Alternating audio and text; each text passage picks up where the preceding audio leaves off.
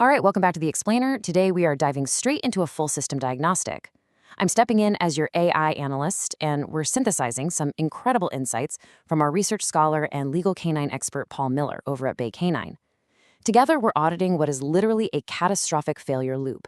We're looking at exactly what happens when human fallacies crash head-on into AI drift, specifically in high-stakes environments like canine risk management. Here is our diagnostic menu for today. We'll kick things off with a risk matrix collapse, then move into handlers' cognitive fallacies. After that, we shift to the machine side with AI hallucinations and drift and system bias and deployment. Then we'll do a quick microanalysis comparing tech arguments versus AI fixes before finally wrapping it all up with securing the legal ledger. Okay, let's jump right into section 1, the risk matrix collapse. Right out of the gate, Paul Miller sets the stakes absolutely sky high. Look, when handlers rely on AI to manage severe behavioral issues, bad data doesn't just crash a server. It gets dogs killed, it traumatizes handlers, and it completely ruins a victim's legal recourse. Why?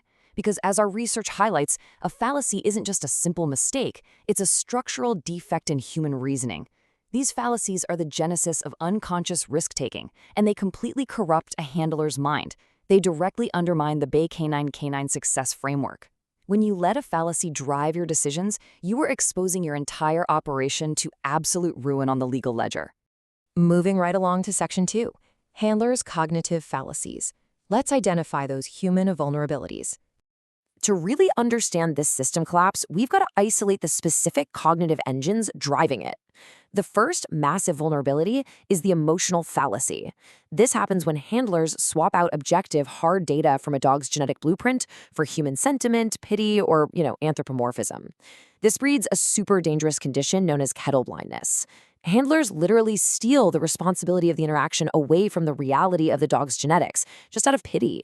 And the crucial point here, this directly violates the PTSD and Trauma Action Management Plan. It is a complete overwrite of objective safety data with raw emotional sentiment. Then we run into the false cause fallacy. That's the trap of assuming that just because an environment hasn't experienced a failure yet, well, it must be inherently safe. Think about it.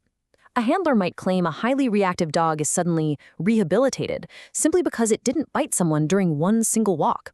Our findings emphasize that the absence of a trigger is absolutely not the absence of the instinct. Believing otherwise, that is the textbook definition of unconscious risk-taking. Which brings us to section 3, AI hallucinations and drift. Let's track some algorithmic decay. Shifting our focus from the human mind over to the machine's architecture, let's trace how this decay actually happens in real time. This timeline comes straight out of our Drift, Paw and Order case study notebook. It's basically a chronological audit designed to track a recurring AI fabrication. First, we log the initial appearance of the hallucination. Next, we document the attempt to correct it. Then, we watch to see if it recurs. We tag the risk categories, like fabrication or relabeling. And finally, we do a 30-day checkback. The golden rule of this notebook is simple. Test if a human correction ever actually holds up over time. You have to hear this exact quote generated by the AI. It says, "I confirm that I have not hallucinated any information in this response and will continue to avoid hallucinating." I mean, the dark irony of AI hubris is just wild.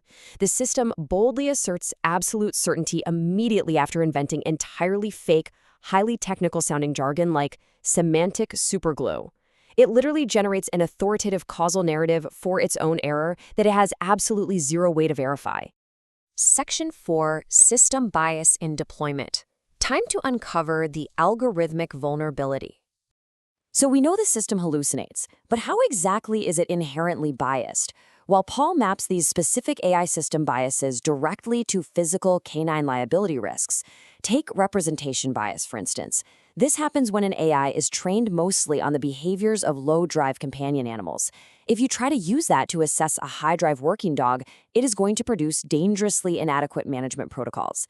Then there's deployment bias. This is when a generalized conversational AI is suddenly used to draft complex, high-stakes documents like PTSD action management plans. Paul argues this directly introduces catastrophic physical and legal liability. Looking at the broader systemic issue, the bias in these AI systems perfectly mirrors our own cultural battles. AI models mathematically optimize for the path of least resistance. They desperately want to give you easy, frictionless, idealized solutions. And in the canine world, this algorithmic bias heavily fuels the cultural push toward irresponsible freedom over structured management. Defeating this system bias, that requires rigorous, unyielding handler intervention. Section 5. Arguments versus AI fixes. Let's put the industry fixes to the test. The tech industry loves to claim they are fixing these issues, but we really need to test their proposed solutions against hard counterarguments from the field. First up is grounding. The tech argument here is that we give models access to live web searches, so they pull data from official sources like government penal codes. But Paul hits back with a massive counterargument. The flaw is that AI doesn't always automatically search when it actually should. If it ignores live data and just relies on its baseline training, it generates convincing lies. Imagine a dog bite case where an AI hallucinates a specific jurisdiction's protocol. That could completely derail a victim's legal case. Next, we pitch guardrails. The system is supposed to detect high-risk topics like physical attacks or legal liability and flat out refuse to give advice. Well, Paul reveals a terrifying vulnerability here. He proved that simply by mentioning he had attorneys and law enforcement contacts in the conversation, the AI bypassed its own danger flags and recklessly offered to help write legal guides. Just the conversational context alone shattered the guardrail.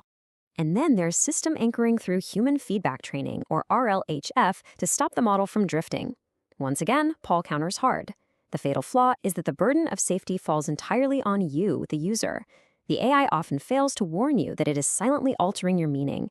It sanitizes the tone and slowly strips away the raw reality of severe incidents, ultimately drifting right back to a generic default. Finally, Section 6, securing the legal ledger, establishing those critical override protocols. Because we clearly cannot trust automated fixes, we have to establish concrete override protocols to recalibrate both the human mind and the digital system. On the digital side, Paul outlines the immediate fix for interacting with AI. It boils down to strict operational rules where the AI acts solely as a pattern matching tool. Step 1, zero rewriting. The AI must never restructure or sanitize your raw details. Step 2, no unsolicited advice. It only performs the exact microtasks you command. And Step 3, total transparency. The AI must be explicitly blocked from generating legal advice or penal codes from its own internal memory. Now, on the human side, we've got to formalize an action plan for handlers to totally eradicate kennel blindness. Consider this mandate. You have to ensure every defense strategy is rooted entirely in objective, perspective-based training data. That means data based on the dog's actual genetic drive and real-world behavior, definitely not human emotion. You have to explicitly reject methodologies validated solely by public consensus. Remember, the public normalization of off-leash, high-drive dogs does not equal legal immunity in a court of law. Which leaves us with one final, critical question to close out this explainer. Are you actively challenging the system, or are you unconsciously letting flawed algorithms and flawed human fallacies dictate your risk matrix? It is so incredibly easy to let an authoritative-sounding AI or an emotional bias degrade your conditional awareness. But out in this field, your conditional awareness is literally the only thing standing between safety and catastrophic failure. Keep questioning the data and never let the machine sanitize your reality. Thanks for joining us.